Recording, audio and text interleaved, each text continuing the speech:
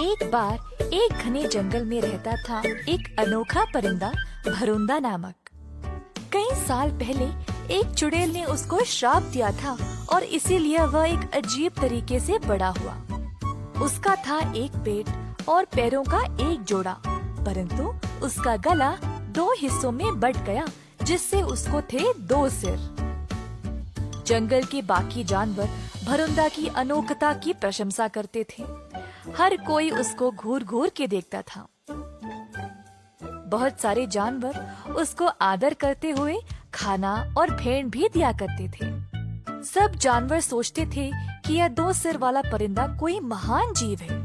भरुंदा अपने दो सिरों को ऊंचा करते जंगल में घूमा करता था। जैसा सबको लगता था, असल में वैसा कुछ नहीं था। पहला सिर दूसरे सिर पर काफी हावी था और उस पे राज करता था। दूसरा था थोड़ा साधारण स्वभाव का, अतः वह हमेशा चुप रहता था और पहले वाले को ही सारे निर्णय लेने देता था। इसीलिए दोनों कभी किसी चीज से राजी नहीं होते थे, क्योंकि वह एक दूसरे से बहुत अलग थे।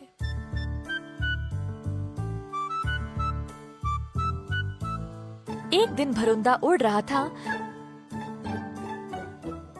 जब पानी पीने के लिए एक तालाब के पास आ रुका।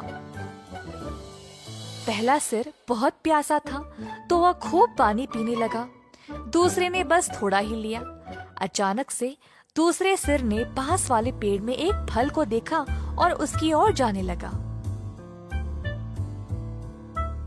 हे, हिलो मत, तुम्हें दिखता नहीं मैं पानी पी रहा हूँ? ओह, माफ करना, पर मैं तो बस उस फल को लेने जा रहा था। कौन सा फल? वो उधर देखो, कितना स्वादिष्ट लग रहा है ना? वो फल मुझे दो।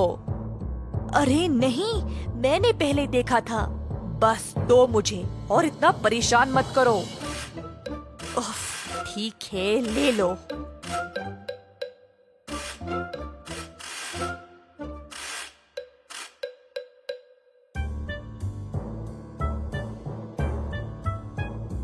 पहला सिर ने फल को गौर से देखा और फिर कहा, मुझे लगता है कि ये फल जहरीला है।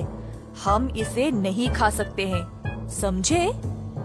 नहीं, ये नहीं है जहरीला। तुम्हें बस ये खुद खाना है, इसीलिए ऐसा बोल रहे हो। मुझे ये नहीं खाना है। हम दोनों का पेट एक ही है।